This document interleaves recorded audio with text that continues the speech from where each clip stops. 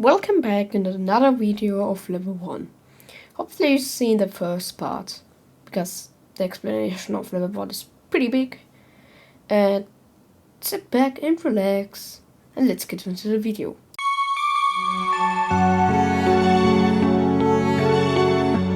The corridors of level 1. Whatever sector you're in, it is safe to assume you have come across single or double punishable doors, sometimes with an exit sign above them. Well, they won't make you leave the level 1 level, they will lead you to the second zone of level 1, the corridors. Tight and labyrinth by nature, they are form of a sprawling complex of dimly lit straight pathways that can go on for kilometers. Don't be scared to enter them, however, as they are actually far safer than the halls. Indeed, as you will quickly realize, the structure of the corridors isn't anomalous, which means you can finally trust your senses again to navigate.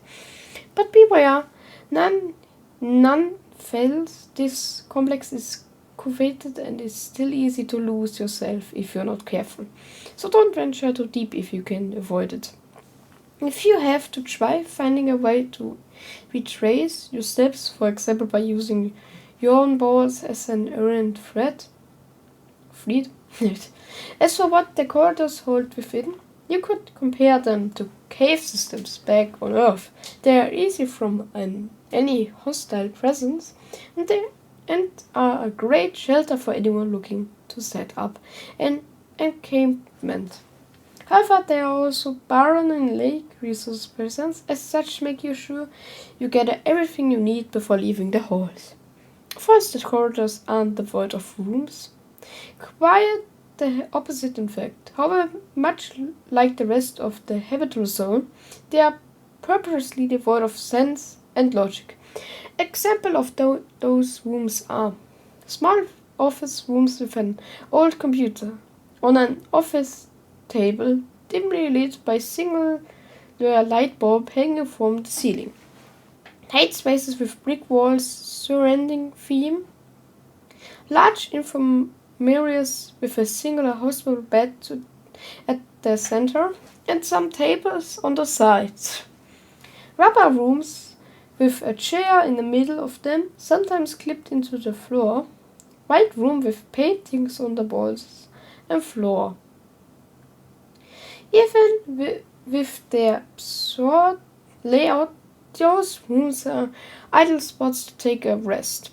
Their temperatures fit humans' comfort, and their enclosed nature always for a safe sleep. You can claim one of them as your own for the night to get some well-deserved sleep, which will allow you to look for groups more easily afterward.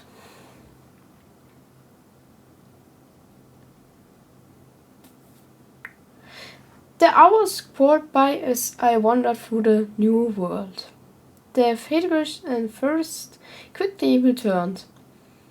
Thoughts of the so-called almond water creeped into the back of my mind. I needed to sleep. I opened every door, scouring every crevice of the area for somewhere to sleep. Had only found ruined crates and fragments of wood. Nothing substantial. It was almost another day when I found it. A small cramped room with several major mattresses strewn about inside. I closed the door, placing one of the mattresses flush to the door, moving to others to help block the light.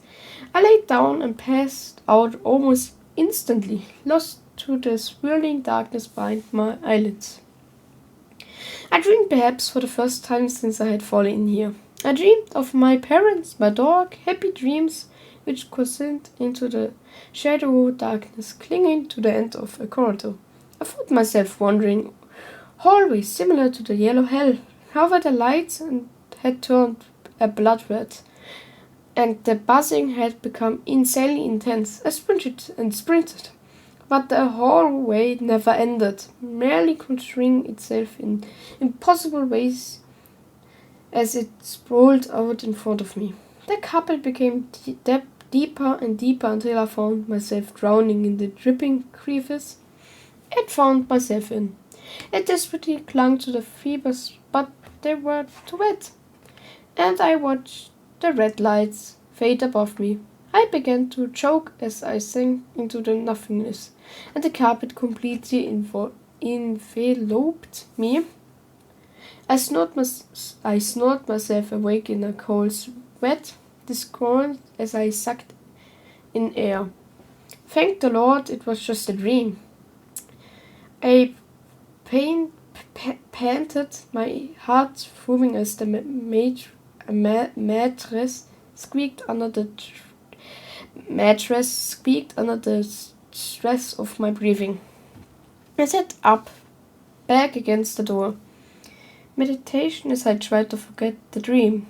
This was horrendous, just another blow after another blow. I felt like I had already gone through a stage of grief trying to survive in here. Maybe me thinking I could live on was just me bargaining with myself. I bumped the mattress, blocking the light with my foot, causing it to stumble over. The room was flooded with a pale fluorescent light, and for a moment I truly felt defeated. It was time to move on. I felt surprisingly well rested. Given my waking nightmare, I shoved the mattress out of the way, and somehow it looked less appealing than it did before. I cringed as I pushed it out of the way, and I swung open the door. As it squeaked open, I heard something behind me, like an electrical pulse. I turned to see the light in the room, flickering ominously. I froze in place as the entire area went pitch black. There was no sound whatsoever, just my own still breathing. Then I heard a sound I had not heard before, the gentle slapping of skin and concrete. It grew louder, as if it were coming on my way. I closed the door in front of me, my hair standing on end as I released. I had closed it too loudly.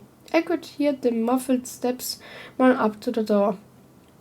It took every ounce of my effort, but I held my breath. I could hear something whiling about behind the door. Tears streamed from my eyes as my blood surged through my pumping heart. Adrenaline flooded every itch of my body, and I began to shake while I pressed my full weight against the door. I gently placed my ear on the metallic surface, trying to figure out what was on the other side. All I could hear was light, labored breathing, and the sound of claws gently scraping down the surface of the door. You stood off there, my guest and I, for an interesting amount of time. It played with the door, jiggling the handle and scraping at the thin layer of grey decoration, its metal frame. I carefully metered my breathing, knowing it would simply leave. Like a gust of wind, sound returned to the level as the light flicked back on, relief washing over me as I could at least see. I could hear whatever was on the other side scamper away, and I sank to the floor in relief. I waited 20 minutes before carefully opening the door. The hallway was empty, clear from both directions, so I took a moment to inspect the door. Long sheets of 4 claw marks were carved into the material. Clear, feminine, and viscous liquid was slowing down its surface, and fear rolled through me like an electric shock. What the hell did I just encounter?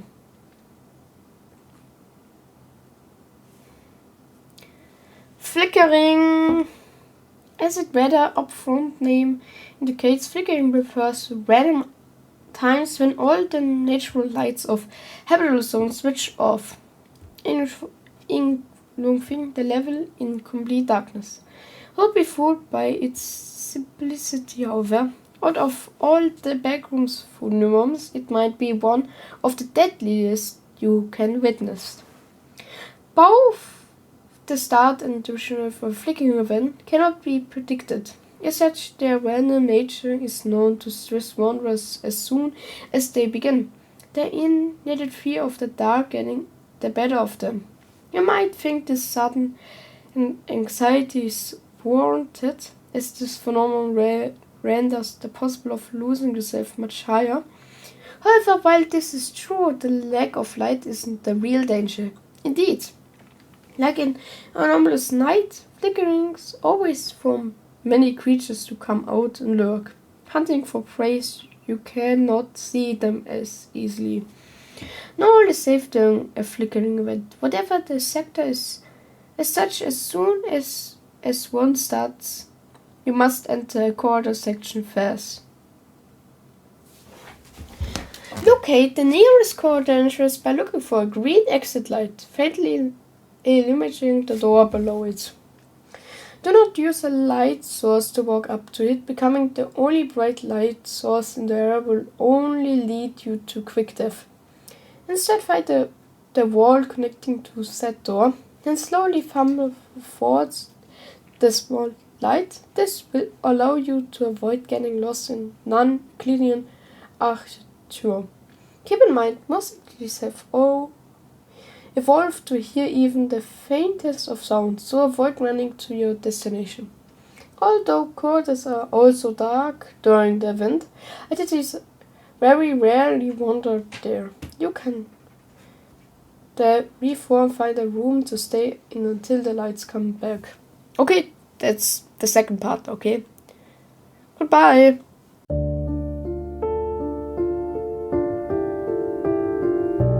So this is the second part of my level 1 explanation. Hopefully you liked it. I will make a fourth, maybe even a fourth part. But goodbye.